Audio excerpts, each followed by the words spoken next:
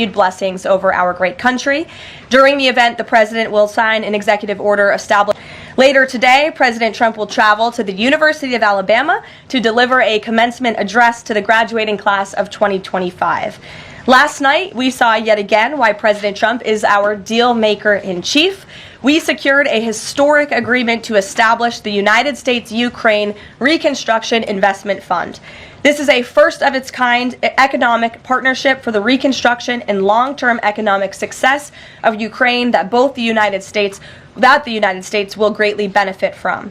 This partnership represents the United States taking an economic stake in securing a free, peaceful, and sovereign future for Ukraine. This partnership establishes a fund that will receive 50% of royalties, license fees, and other similar payments from natural resource projects in Ukraine. President Trump has been clear from the beginning. He wants the killing in this brutal war to end. This agreement shows how invested the president is in securing a truly lasting peace. To mark President Trump's triumphant first 100 days in office, we've detailed all week how President Trump has been hard at work delivering on the promises he made to the American people.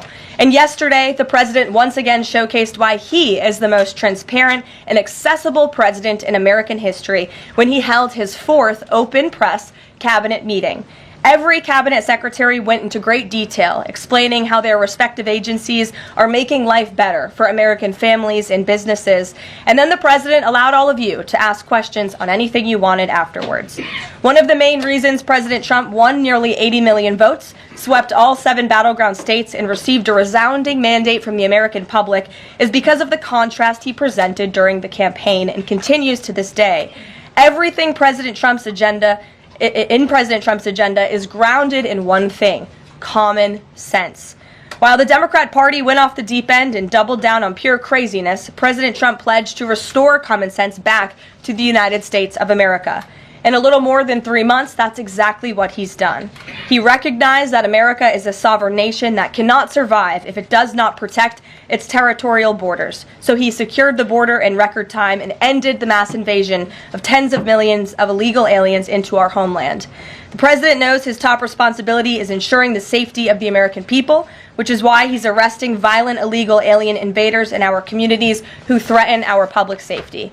And it's unacceptable to President Trump to allow rampant waste, fraud, and abuse of Americans' precious tax dollars, which is why the president championed a historic DOGE effort that saved nearly $200 billion already. President Trump knows America is blessed with an abundance of liquid gold below our feet in the form of fossil fuels. So he ended Joe Biden's reckless war on American energy and is restoring American energy dominance to lower costs and strengthen our national security. President Trump believes Americans should be free to drive whatever car they want, so he ended Joe Biden's disastrous EV mandate and promoted true consumer choice. President Trump stood up for the Constitution's promise of colorblind equality before the law, so he terminated radical DEI preferencing and federal contracting and directed federal agencies to relentlessly combat private sector discrimination. DEI seeks to divide and pit Americans against each other based on immutable characteristics. President Trump put an end to it. In President Trump's America, individual dignity, hard work, and excellence are the only things that will determine if you get ahead. President Trump is a proud free speech champion, which is why he ended Joe Biden's trampling of free speech rights and the federal government's censorship of American speech on online platforms. The president believes college students have a right to speak their minds and go to school safely. Again, common sense. So he took bold action to protect Jewish American students from harassment by pro-Hamas radicals on their campuses.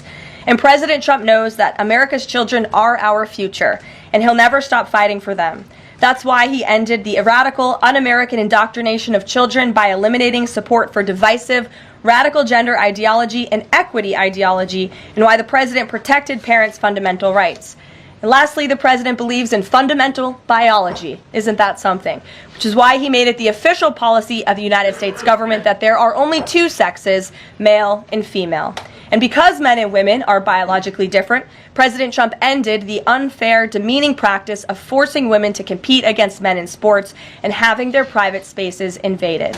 When President Trump promised a complete restoration of America and the revolution of common sense, he meant it. And over the next 100 days, get ready for historic trade deals, budget deals, and peace deals. For more on President Trump's common sense revolution, I will turn it over to our White House Deputy Chief of Staff for Policy, Stephen Miller. Stephen, thanks for coming in today. Thank you, Caroline. Great to be up here with you, and great to see so many familiar faces I've had a chance to get to know over a number of years as we gather this morning to continue our celebration of President Trump's unprecedented and historic first 100 days in office, what are without doubt the greatest 100 days to begin any American presidency in the history of this nation. This week you've heard about the historic actions President Trump has taken to secure our homeland, to secure our sovereignty, to secure our economy and our supply chains and our industrial base. Today you're also going to hear from me about what President Trump has done to secure our values, our culture, and our way of life from the unwavering assault from the radical left and the communists and the Democrat Party. One of the most significant crises that President Trump inherited upon taking office was the wave of racial discrimination, so-called diversity, equity, and inclusion policies that have taken over both public sector and private sector entities all across the United States of America. Perhaps the most dramatic example of this is that our air traffic controllers were being hired and promoted based on race and gender, not their ability to conduct our nation's air traffic. I would estimate that probably 90% of Americans would agree with the statement that airline safety should be based on your ability to keep, airline safety jobs should be based on your ability to keep planes landing and taking off and flying safely, not on what demographic box you check. President Trump has ended across the entire federal government all hiring, recruiting, retention, promotion, and training based on race and sex. This includes in our law enforcement agencies. So, again, when we took office, even in sensitive law enforcement, national security, and intelligence agencies, we were hiring individuals not on their ability to carry a weapon, not on their ability to keep Americans safe, not on their ability to conduct sensitive intelligence operations, but based upon race and sex. And obviously, that is unacceptable. It's going to be merit-based across the whole federal government. But this wasn't just the federal government. This was the private sector, and this was also, of course, our entire university and education system.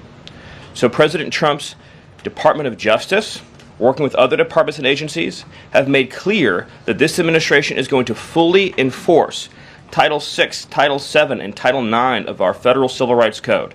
Discrimination based on race and sex is prohibited by law, and this administration will vigorously enforce that.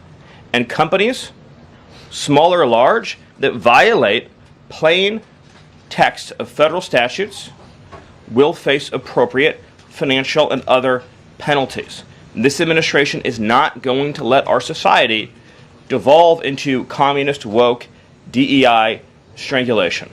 We are going to have a system of merit, which is not just a social and cultural issue, it's an economic issue. When you hire, retain, and recruit based on merit, as President Trump has directed, you advance innovation, you advance growth, you advance investment, you advance job creation, you create the best and safest product for all Americans. When a citizen goes to, say, a hospital in a medical emergency, they don't care what race or sex their doctor or their nurse is. They want the best treatment they can get in that emergency. When they're flying a plane or when they're on an aircraft, they want that pilot to be the best pilot, the safest pilot, not caring what that pilot's race or sex is. This applies across the whole government. In particular, looking at our university system, this administration has opened investigations into universities across the country for violating, and we talk a lot about Supreme Court rulings, universities across this country are in plain and direct violation of the Supreme Court's ruling that affirmative action, as in racial quotas and set-asides, are illegal.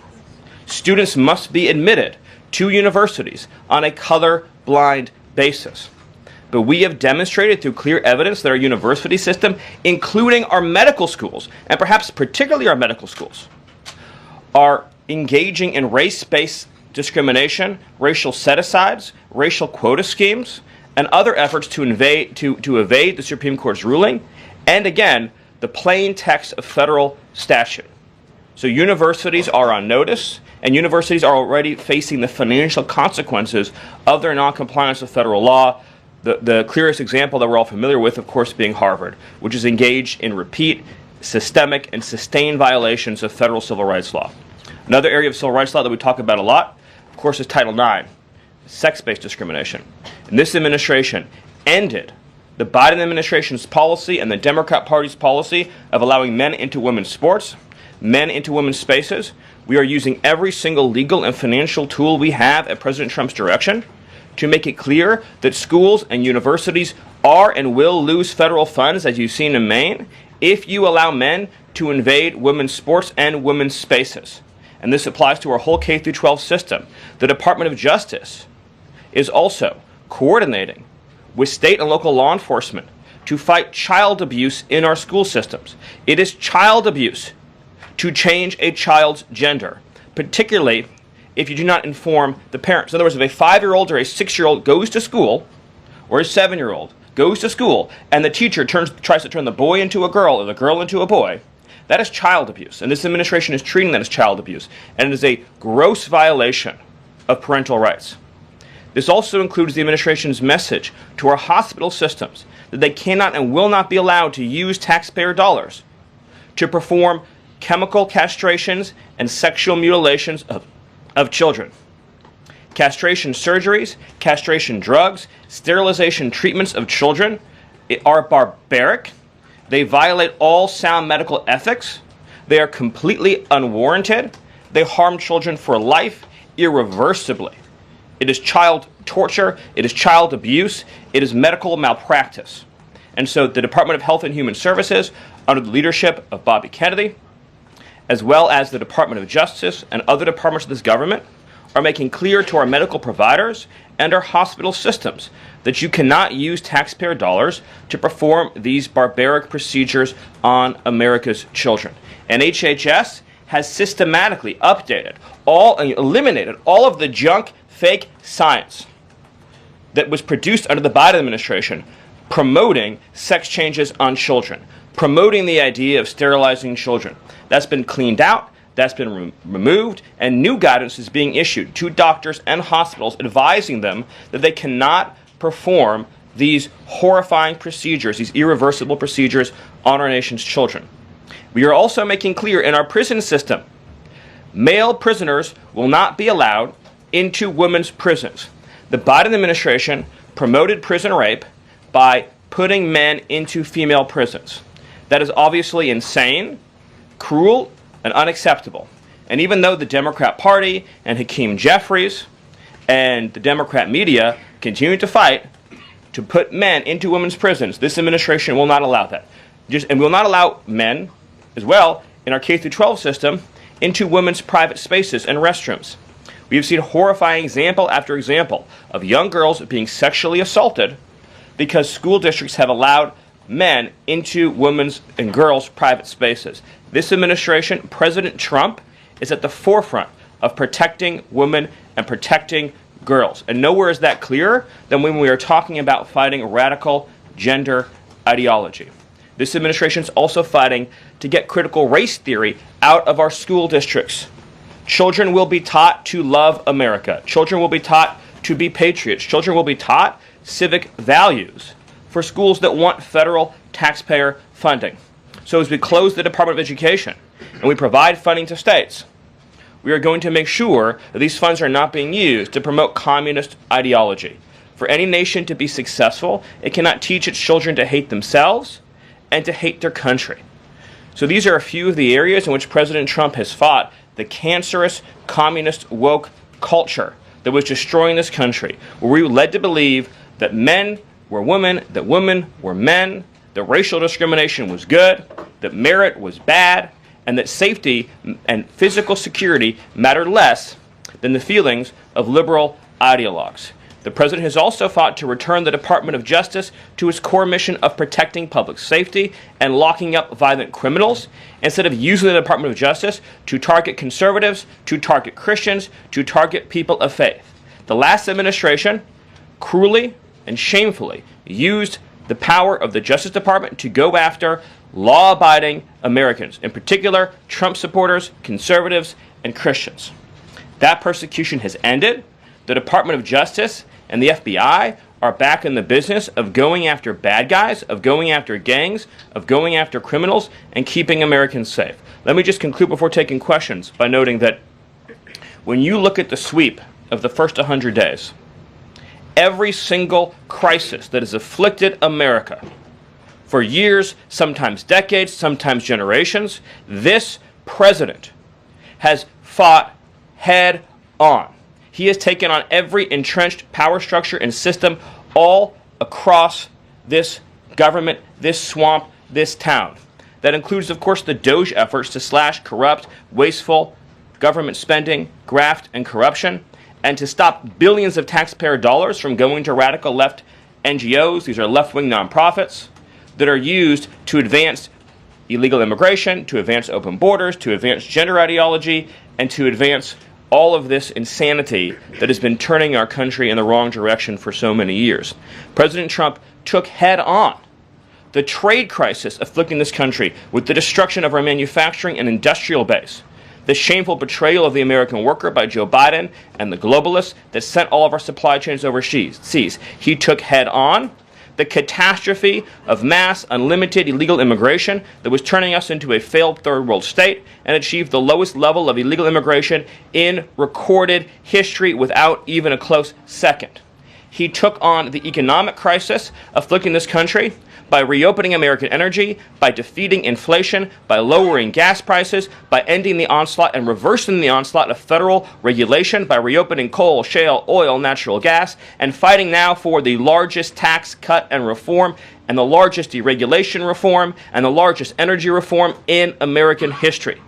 These are just some of the things that have ushered in the new golden age, along with his fight to restore the peace that we had for 4 years under the previous administration before Joe Biden sunk this planet into bloodshed and war in the Middle East, in Europe, and rising tensions in Asia. President Trump, in every area of conflict around the globe, has been fighting to restore peace, security, stability, harmony. So he inherited an economic catastrophe, a border catastrophe, a public safety catastrophe, and a cultural catastrophe.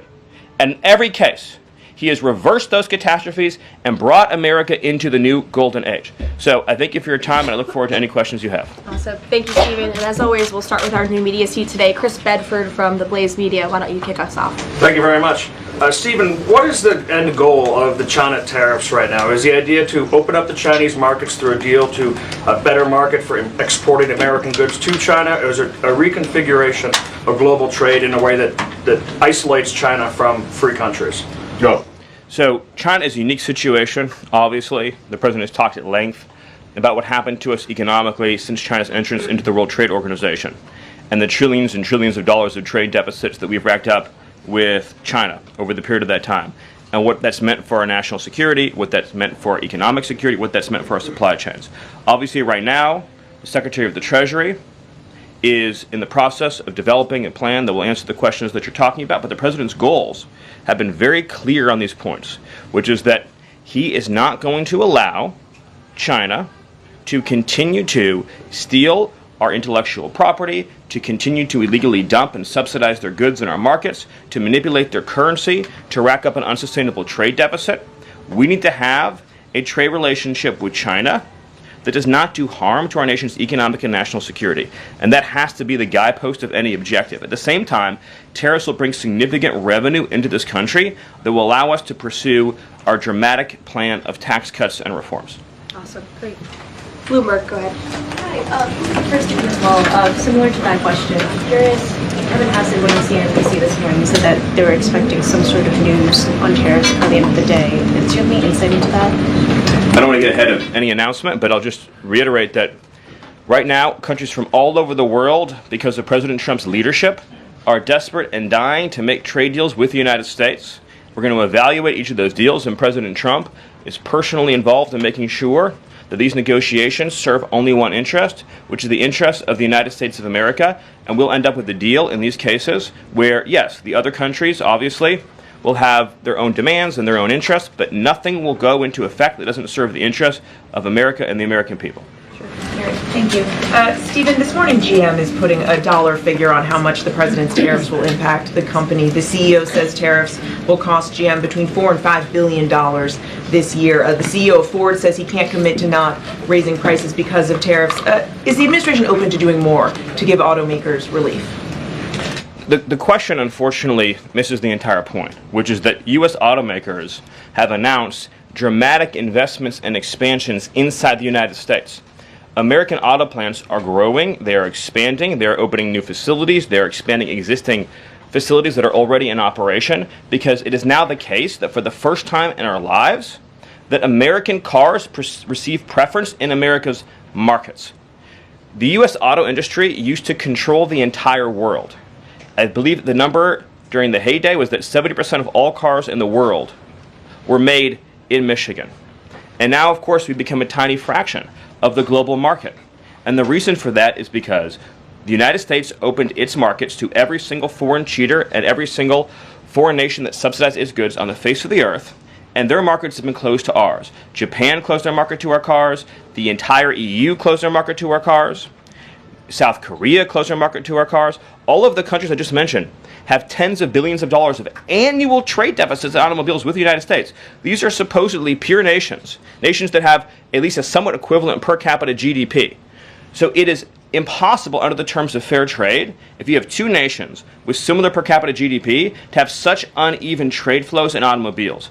What the president has done with his car tariff, we have the most desirable market in the world, is if you want to sell cars tariff-free, tax-free to our market, your plant has to operate in the United States. The only alternative to that is to have no U.S. automobile industry whatsoever, which is where this was headed, to be clear. If we stayed on this current path, within a few years, there would have been no U.S. automobile industry. And what little was left of it would have been in Mexico. Because U.S. auto companies have steadily been shifting their supply chains to Mexico, where they believe it is cheaper to make their products. In reality, it'll be cheaper to make them here because there'll be no tariff for anything made in the United States, and we'll have the cheapest energy and the best regulatory environment in the face of the earth. But in the meantime, while manufacturing ramps up, American consumers may pay more. Do you agree? Not on cars they won't, because again, there's now a massive economic incentive for automobile producers to expand production in the United States, and whatever they make here, there will be no tariff. We'll go to the back row. Go ahead. Thank you, Caroline. Today, the U.S. Chamber of Commerce released a letter to the Trump administration asking for small business tariff relief. They say that's necessary because in order to save small businesses and to stave off a recession. Stephen, is the administration considering small business tariff relief? The relief for small businesses is going to come in the form of the largest tax cut in American history. A tax cut, by the way, that every single Democrat is planning to vote against. They're voting for a tax hike on every middle-class family of about $4,000. The president has made clear that there will be a 100% expensing for investment in the United States. Companies that invest in the United States will be able to deduct 100% of that cost from their tax liability. This will be the most pro-small business tax bill in American history. And at the same time, this is what you have to understand about the plan, is as they're able to do that, as they're able to reshore those supply chains, that also means they'll pay no tariff. So you'll have the lowest tax environment and there'll be no tariff because their production and supply chains will be in the United States. So that's a no on tariff relief for small businesses in the short term? It's a yes on tax relief for small businesses. And again, you only pay the tariff for products that are made outside the United States. Edward. Yeah, thanks. So on the rare earth mineral deal that was signed last night, when can that deal be operationalized? What's the time frame? And what kind of leverage does that give Ukraine over Russia? I think the more important point about the Ukraine deal, and I would hopefully have an update for you soon on how quickly it can be operationalized, but we'll be moving at full speed, not only on that mineral deal, by the way, but on every mineral deal that this president has been unleashing. So we're opening up mines all across this country. We're also pursuing energy and mineral deals all over the world. Since the president issued his executive order also on deregulating coal, we've seen dramatic coal production increases already in the United States. So we're taking advantage of the trillions of dollars in coal wealth and mineral wealth that exists in the United States. We're a very mineral-rich country. But with respect to that deal, we'll move it and operationalize it as fast as we possibly can. But it's meant to pay back the United States, this is the key point, for the hundreds of billions of dollars that our taxpayers have spent subsidizing the war in Ukraine. So it is repayment to the United States. And that's one of the most important points to understand about it. What's the leverage? Does it give? What kind of leverage does it give? The president's goal, again, is to end the killing, to achieve a peace settlement. That remains, of course, the overriding objective. Thank you so much, Caroline. Thank you, Stephen. for Thank you. being here. This administration has stressed the need for price transparency for things like healthcare bills and concert tickets. So why is it a political and hostile act for Amazon to display price transparency on consumer goods? Well, I think it's the wrong way of looking at it, which is why would, first of all, that proposal is gone now, but why would Amazon, of all the different things that go into a theoretical price input, right? For example, does Amazon list the cost of California's regulations on everything made in California? Anything you make in California, you have a massive price increase. Undermine our trade negotiations with China.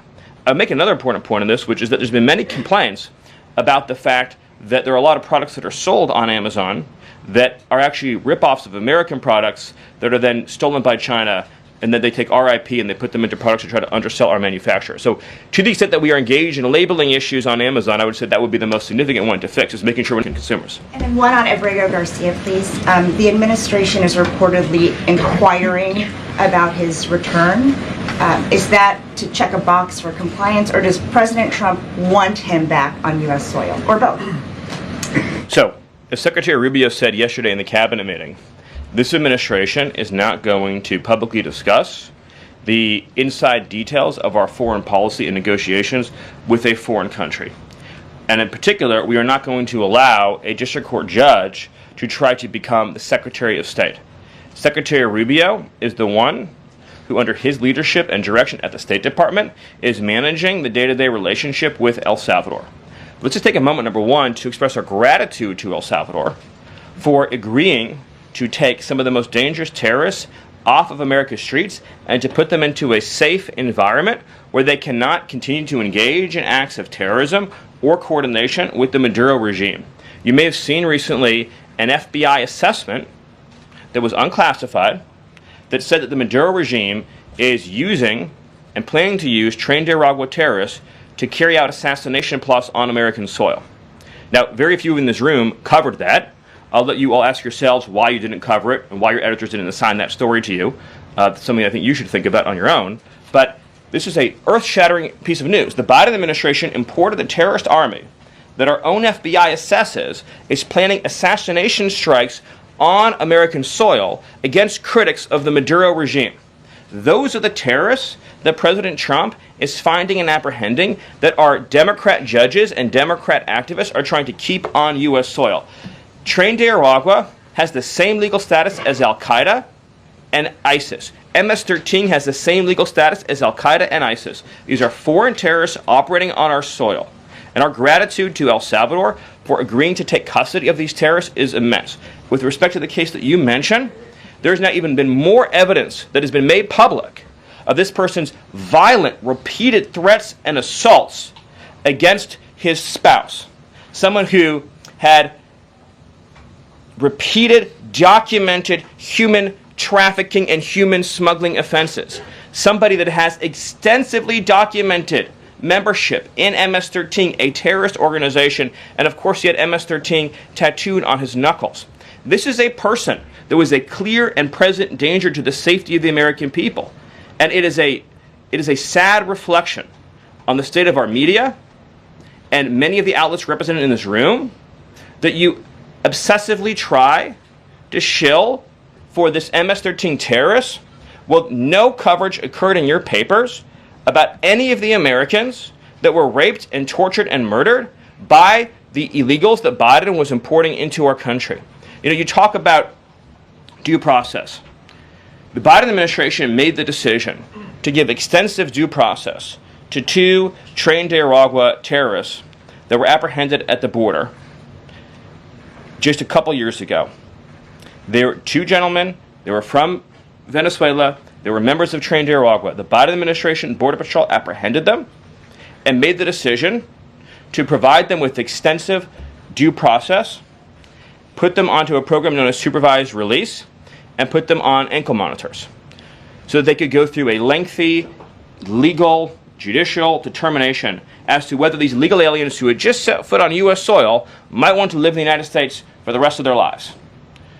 What was the result of that decision? What was the result of that choice that was made? Those two men kidnapped a young girl named Jocelyn Ungary from her family. They beat her, they sexually assaulted her, they tortured her, they stripped her, they murdered her, and they dumped her body. That is what the Biden administration's policy was. Most of your papers never covered her story when it happened. To the extent that you covered it at all, it was because President Trump forced you to cover it by highlighting it repeatedly over and over again. He had to shame you into covering it.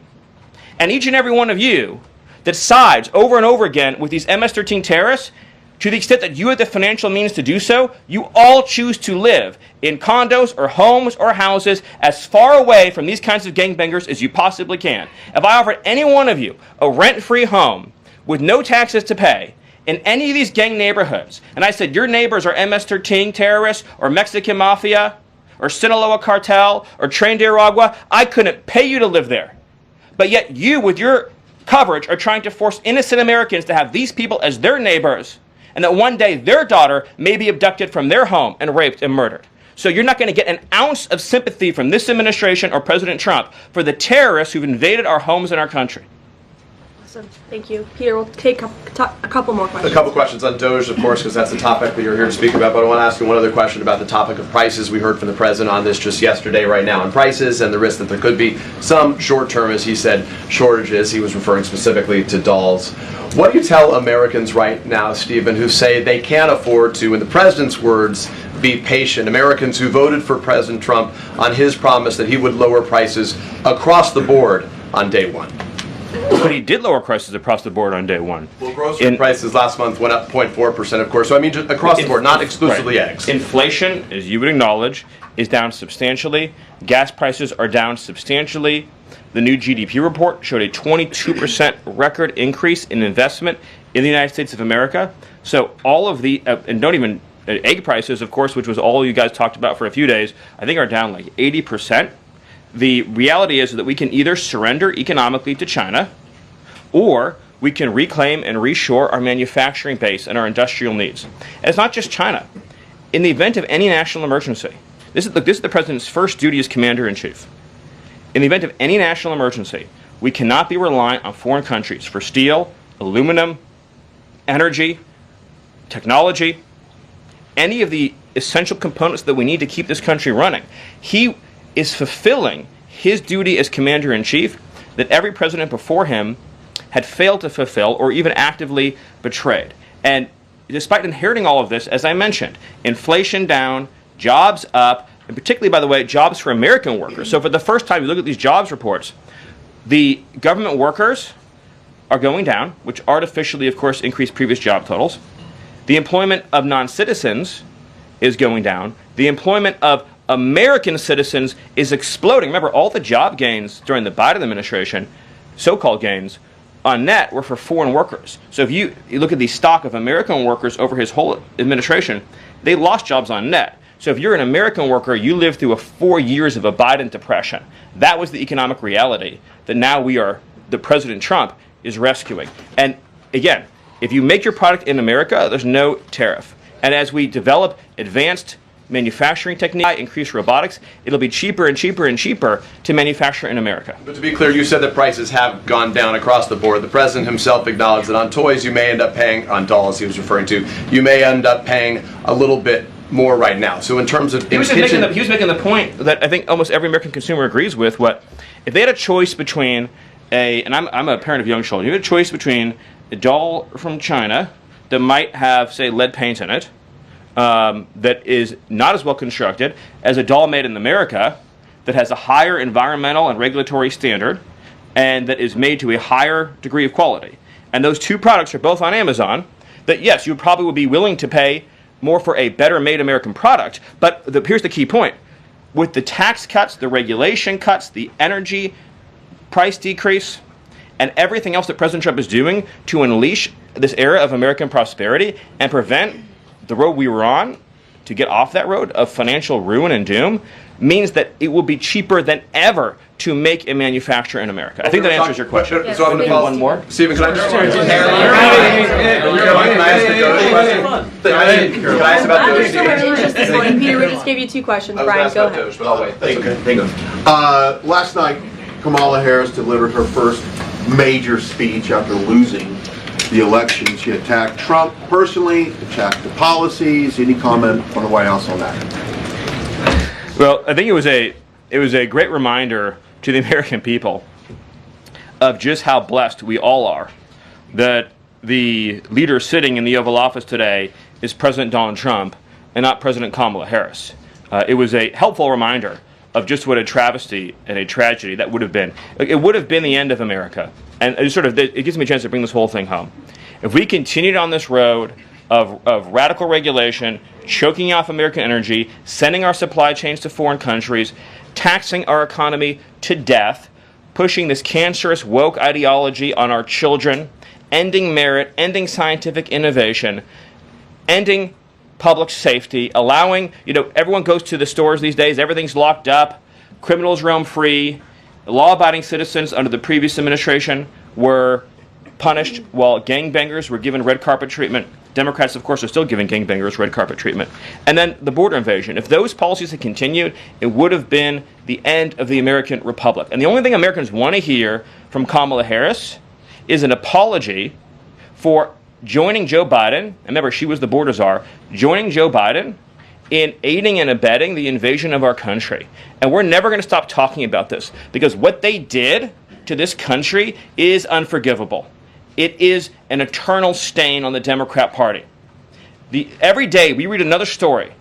Every day we arrest another alien they let into this country who raped a child, who beat a woman within an inch of her life, who murdered a mom, who murdered a dad, who trafficked drugs into this country, who trafficked fentanyl into this country, who are responsible for dead and slaughtered Americans. And I don't know what's broken in the Washington press corps, that none of that moves them emotionally. The only thing that gets them exercised is, do we need to have more trials for terrorist supporters? We need to have more trials for gangbangers. We need to have more trials for illegal alien invaders, even though Congress and the Constitution clearly say that you can expel invaders and illegal aliens quickly, efficiently, and properly. This president has literally saved America, and I could not be prouder. I could not be prouder, as I know Caroline feels the same way, to come every single day to this building where we have a leader sitting in that office whose first, last, and every thought is the safety, prosperity, security, and sovereignty of the citizens. That's an important word, people. Citizens of this republic. Thank you all. Thank you, Stephen. Thank you for your time. Thank you, everyone. And just to add on the Kamala Harris point, I think I speak for everyone at the White House. We encourage Kamala Harris to continue going out and do speaking engagements. You'll hear from the president at 11 o'clock. See you guys later. A report, the president's planning to fire Mike Waltz. You guys have a response? Our morning briefing. How does everybody feel? You like the morning briefings? Okay, we do too. That's why we're doing them. It's good to see all of you. I brought a friend out here today who is happy to take your questions, but first, some remarks. At 11 o'clock, President Trump will participate in a National Day of Prayer event where he will invite Americans of all faiths across the country to join